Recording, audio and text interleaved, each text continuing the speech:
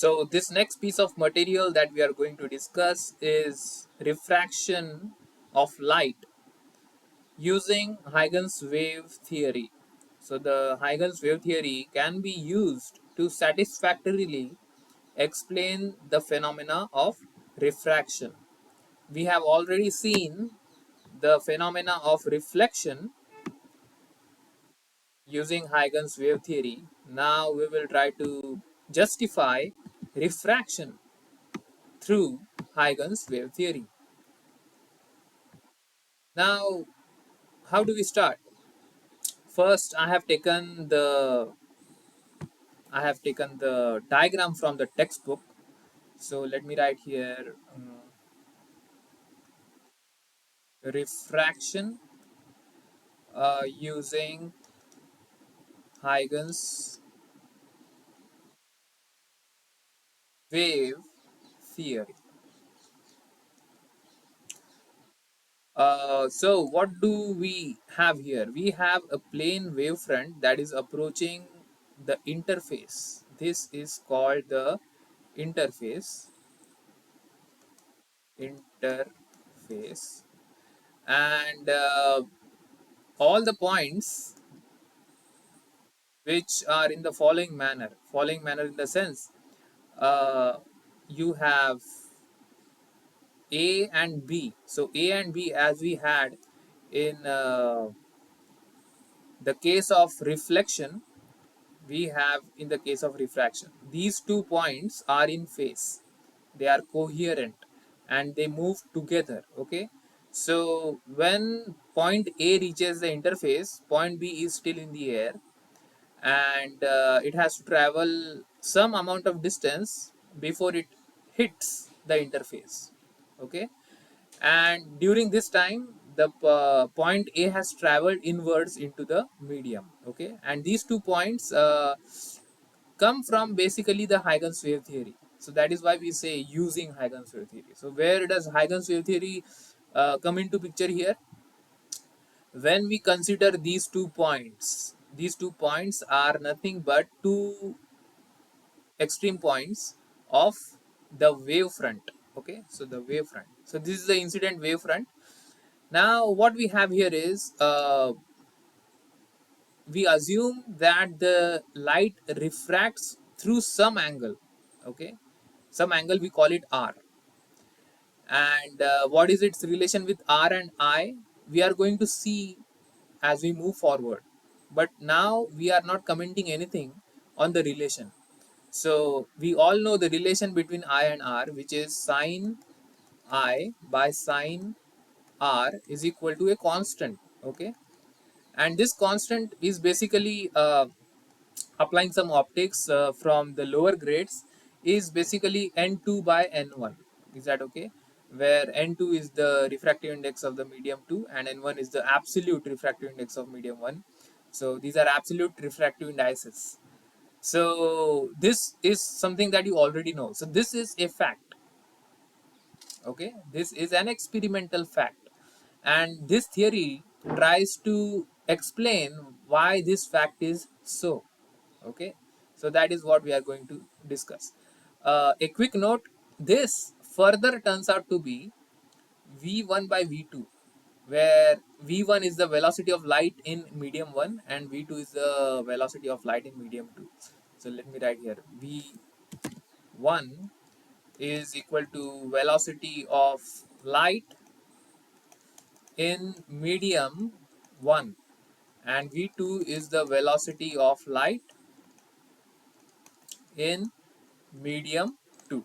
Okay, so yeah, so if we prove that sin I by sin r is equal to v1 by v2, then this refraction is justified or explained. Okay, now what we have here is uh, because this is perpendicular over here, this angle is equal to I, basically this angle. Okay, so these two angles are equal to each other. This is geometrically true.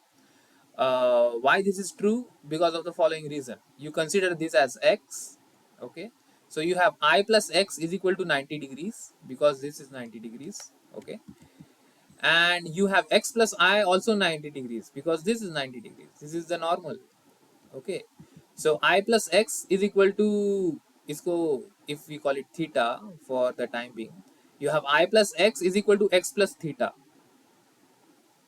I plus x is equal to x plus theta. So x cancels and you get I is equal to theta.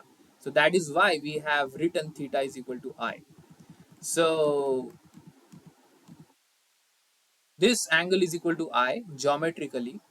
Likewise, this angle is also equal to R, same as this angle. Is that okay? Now I give this an activity for you, or to find out why this is true. Okay, if you don't get it, you can reach me out. So you have this angle is equal to this angle, and it is also a geometrical fact. All right, now what we have here is, if you see this ray segment BC, this segment BC is equal to V1 tau or V1 t. Is that okay? Tau is the amount of time, is time. Okay, so whatever amount of time it took for this point to reach over here, the same amount of time it took for A to reach E, such that further this is going to be perpendicular, and again the wave front will continue to move forward, like this. Okay, perpendicular to each other. So the point here is, because of the wave theory and the concept of wave front, this is going to be perpendicular. So that is to say, point A and B arrived hand in hand, and they are entering hand in hand, and when E and C, when they reach E and C, they further keep going hand in hand. Okay, so this is how wave theory applies here. So whatever time it took for B to reach C, in the same amount of time A reached E.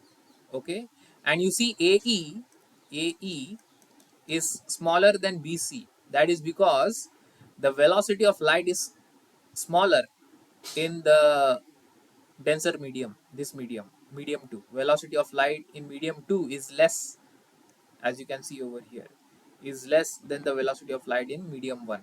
So because the velocity is more in a certain fixed amount of time, whoever's speed is more will travel longer distance, and whoever's speed is less will travel smaller distance. Therefore AE is less than BC. Okay, further, if I apply sine I to this triangle ABC, so what does it give me? Sine I gives me V1 tau divided by AC. From your lower grade, sine is opposite by hypotenuse. So opposite is BC and hypotenuse is AC. Okay. So sine I is V1 tau by AC. Sine R, on the other hand, is V2 tau by AC. By the way, V1, why is BC equal to V1 tau? Because velocity of light is equal to distance upon time, which gives you, if I take BC as a distance, then the corresponding time I have to take, and I'm calling the corresponding time as tau, and hence BC is equal to V1 tau.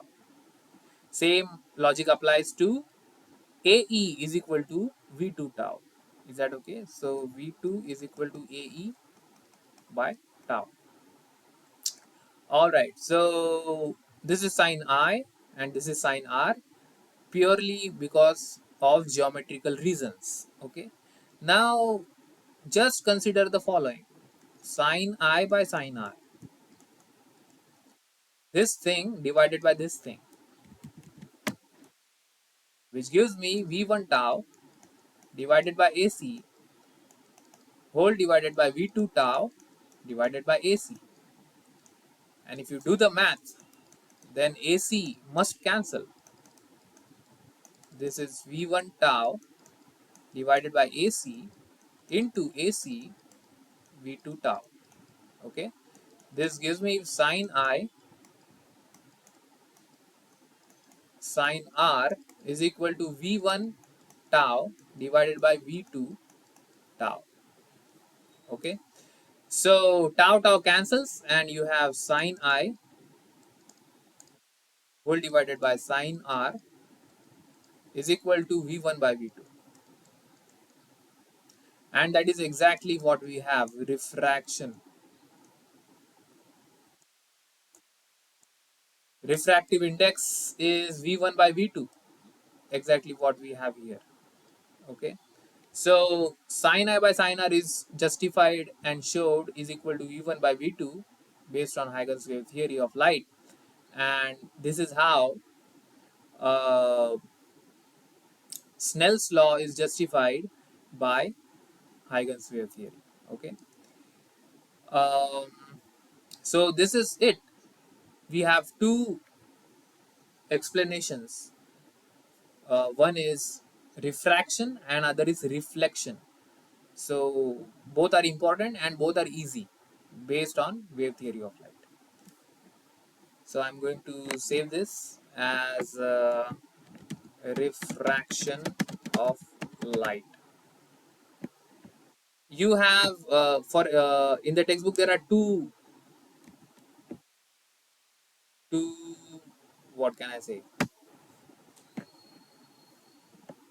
cases. One is the medium one is rarer and medium two is denser, and the other is medium one is denser and medium two is rarer. Okay, so what happens when when the light enters from dense medium to rare medium? It moves away from the normal, and in the reverse case it moves towards the normal, as you all already know. Okay, so the same logic applies, and you can still justify sin I by sin r is equal to v1 by v2.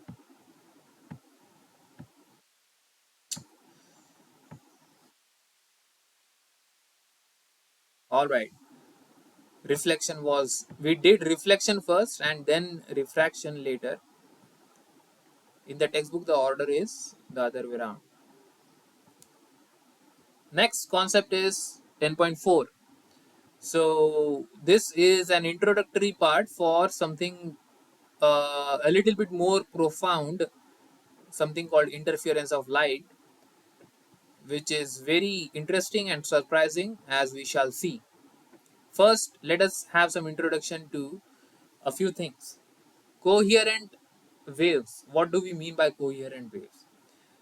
The basic idea of coherent waves is that all waves which are coherent are having same frequency and they are oscillating in the same phase. So the phase difference between them is zero, essentially zero. It could be 2 pi, 4 pi, 6 pi, etc. But essentially it is zero. Uh, so that is a coherent wave. So how do we create coherent wave? So see, even if two waves may have same frequency, they may have different they may have different phases. Okay, so the phase, there can be a non-zero phase difference. So one easy way to create a zero phase difference, same frequency wave, is create waves as you see in the picture. Is that okay? So you have two identical ways of creating waves and you do it at the same time. So this is one way of creating coherent waves. Okay, then uh, I have highlighted what is important here. In the first part it says superposition principle. There is something called superposition principle, which is which exclusively uh, applies to waves. Okay, so superposition principle states that when two waves collide, what happens? When two waves collide, the amplitude at that spot where the waves interfere slash collide, the amplitude at that spot is the resultant, vector resultant of the amplitudes of the colliding waves. Okay, And what is interesting about this is that you can have two waves collide, and they pass away, they pass undestructed. Is that okay? That is to say, you see, let me draw a diagram here. What do we have in matter waves? If you have for example a sphere, you roll a sphere, okay, in this direction, and you roll another sphere in this direction. What will happen? This is a solid sphere, this is a solid sphere.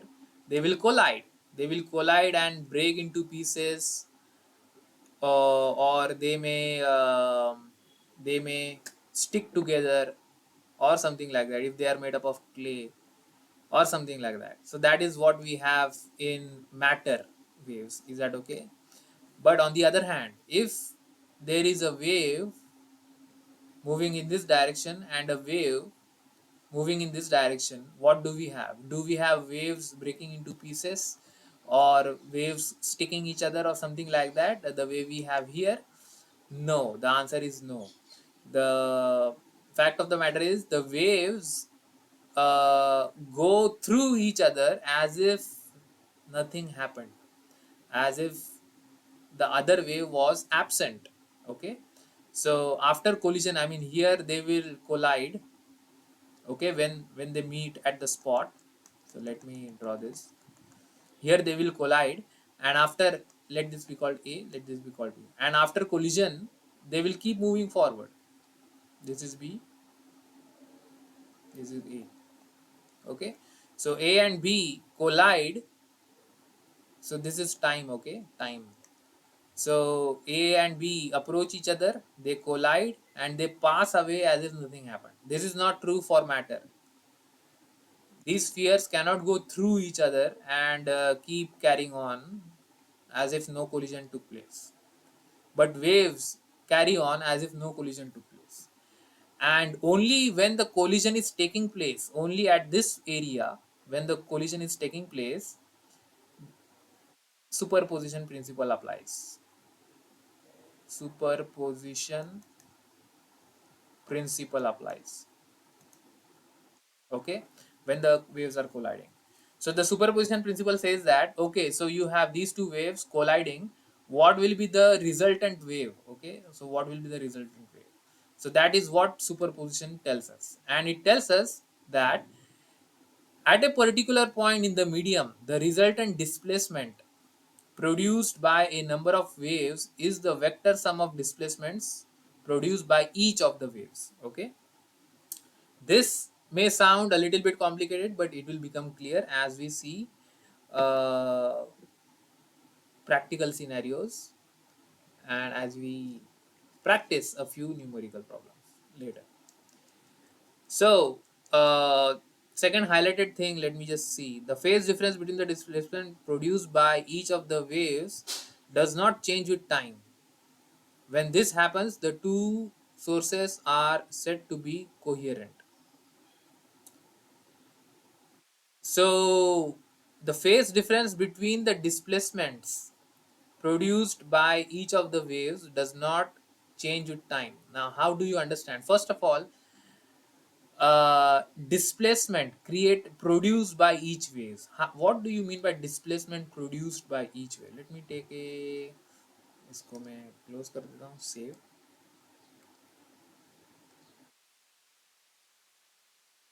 What do you mean by displacement? Displacement produced by each wave. Okay, to understand this, let us understand what is the meaning of displacement produced by a wave. Okay, what is the meaning of displacement produced by a wave? Now, to understand this, we can imagine a still pond or still water. The water is calm and still, no waves. Okay, and in such a calm water, assume that we have kept a paper boat floating, a boat floating. Okay, so let me create this as the x-axis, and let me create this as the y-axis. Okay, and this boat has certain location in x-axis. Let's say the location is x naught, and right now the location of y-axis is 0. Location of y-axis is 0 because it is purely on the x-axis. This is the x-axis. Okay, all the way up to there. So the water is still, the water is calm, the paper boat is placed at x naught, and it is not moving. Okay, now what will happen if I take a pebble of a stone or a rock and drop it over here? Okay, because of this, waves will emerge and they will start moving towards the boat. Okay, because of that, what will happen? The boat will not move left or right. Okay, that is something that we have to understand, because the wave doesn't move material, it doesn't transport material. Wave does not transport material slash particle. It only transports energy. It only transfers or transfers energy. Okay, so therefore the boat will not move to the right when the waves are now going to hit the boat. The boat will not go left or right, but it will bounce up and down because of the waves. It will move up and down. So the boat in a later instant of time will have a certain non-zero y. For example, y could be um, just an example, 1 centimeter. The boat has moved 1 centimeter up. At a later instant of time, it is 1.2 centimeter. Then again it comes down, becomes 0.8 centimeter.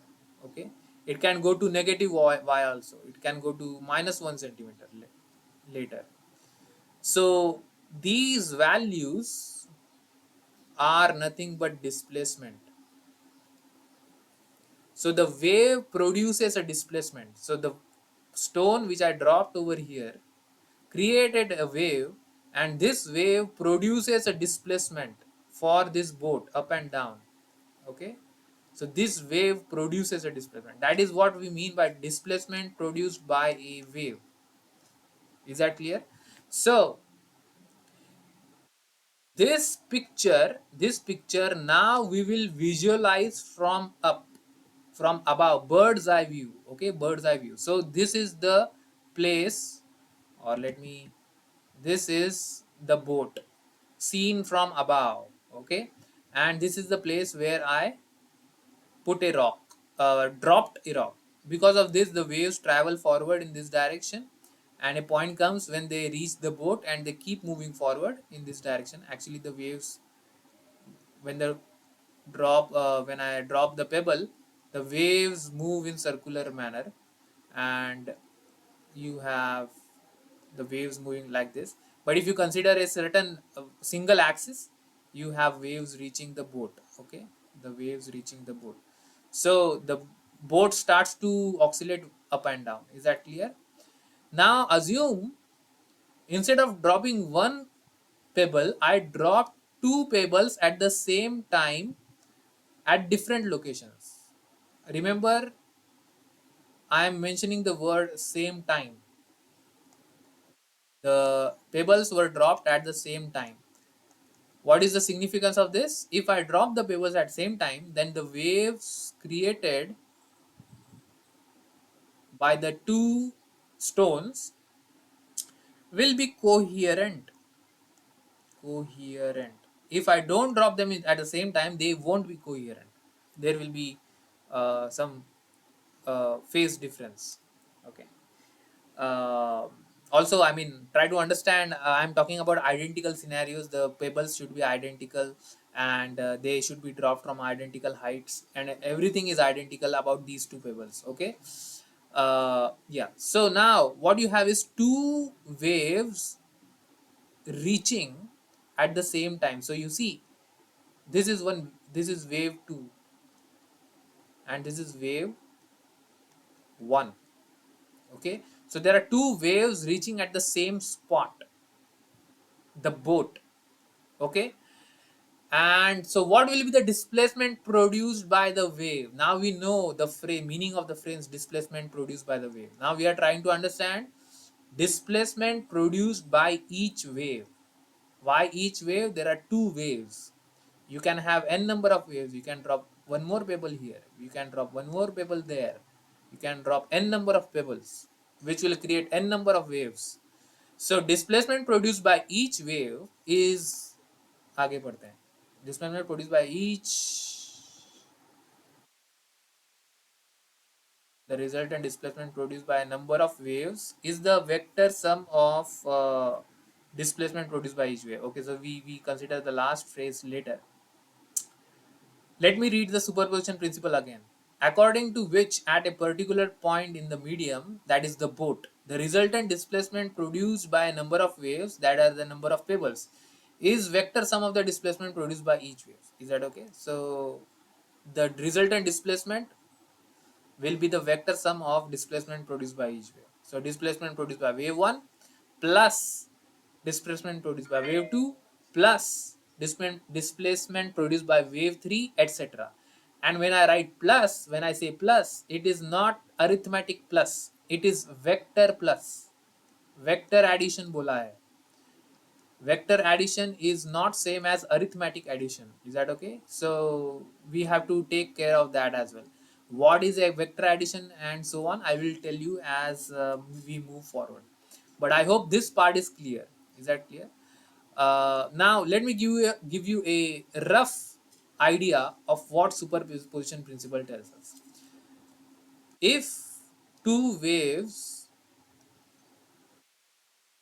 reach in phase, if two waves reach in phase, let me connect the battery charger.